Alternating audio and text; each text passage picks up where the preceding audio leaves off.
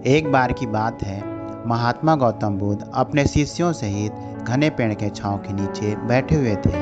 आसपास के बहुत से लोग अपनी मानसिक समस्या लेकर गौतम बुद्ध के पास आ रहे थे और महात्मा बुद्ध उन सभी लोगों का बारी बारी से उनके मानसिक समस्याओं का समाधान कर देते थे।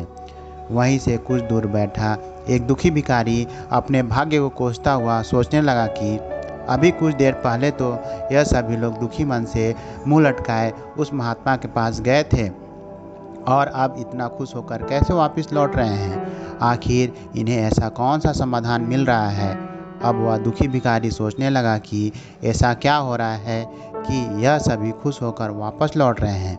यह देखने के लिए वह दुखी भिखारी उस पेड़ के कुछ नज़दीक गया और उसने देखा कि महात्मा गौतम बुद्ध तो लोगों को प्रवचन देकर लोगों के दुख का निवारण कर रहे हैं। यह देखकर उस भिखारी के मन में भी इच्छा हुई, क्यों ना मैं भी इस महात्मा को अपना दुख बताकर समाधान पाऊं और मुझे अपने दुख का समाधान अवश्य ही मिलेगा। भिखारी अब महात्मा बुद्ध के सामने पहुंचा और हाथ जोड़कर महात्मा बुद्ध से बोला, हे महात्मा बुद्ध, मैं भी लोगों की मदद करना चाहता हूं और मुझे भी लोगों की मदद करने की बहुत इच्छा है, लेकिन मैं कैसे मदद कर सकता हूँ।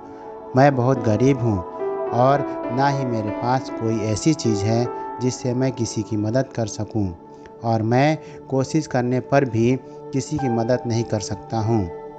मुझे भगवान इतना गरीब क्यों बनाया है और हे महात्मा, मुझ पर कृपा कीजिए। इतना बोलते ही वह भिखारी महात्मा बुद्ध के सामने रोने लगा।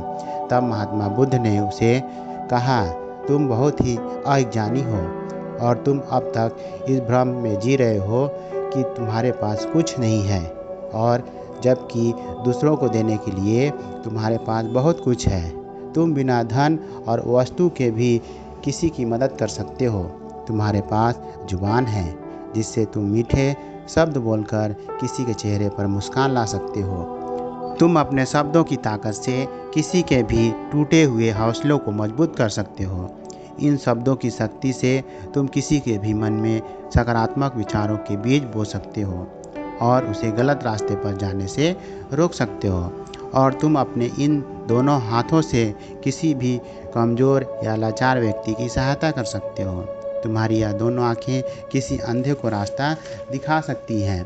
तुम किसी के लिए दुआ कर सकते हो या किसी के अच्छे स्वास्थ्य की कामना कर सकते हो, लेकिन अज्ञानतावश तुम अब तक इन बातों को समझ नहीं पाए और इन बातों के भ्रम में तुम अब तक जी पाए कि तुम्हारे पास मदद करने के लिए कुछ नहीं है। किसी की मदद करने के लिए धन वस्तु का होना जरूरी नहीं है, फिर भी बिना धन और वस्तु के भी हम लोगों की कई तरह से मदद कर सकते हैं। महात्मा बुद्ध की यह ज्ञान बातें सुन भिखारी के चेहरे पर मुस्कान आ गई और वह खुशी से झूमता हुआ वहाँ से चला गया। सीख: महात्मा बुद्ध की छोटी सी कहानी से हमें यह सीख मिलती है कि आजकल लोग बहुत ही दुखी होते हैं और मेरे पास यह नहीं है, पर महात्मा बुद्ध कहते हैं पास जो भी है उसी से हमें संतुष्ट रहना चाहिए और बिना मतलब के हम लोगों की मदद करना चाहिए। इन्हीं से हम सबको परम सुख की प्राप्ति होगी। आपको यह कहानी कैसी लगी हमें कमेंट करके ज़रूर बताएं और ऐसे ही अच्छी कहानी पढ़ने के लिए हमारे साथ जुड़ते रहें। आपका धन्यवाद।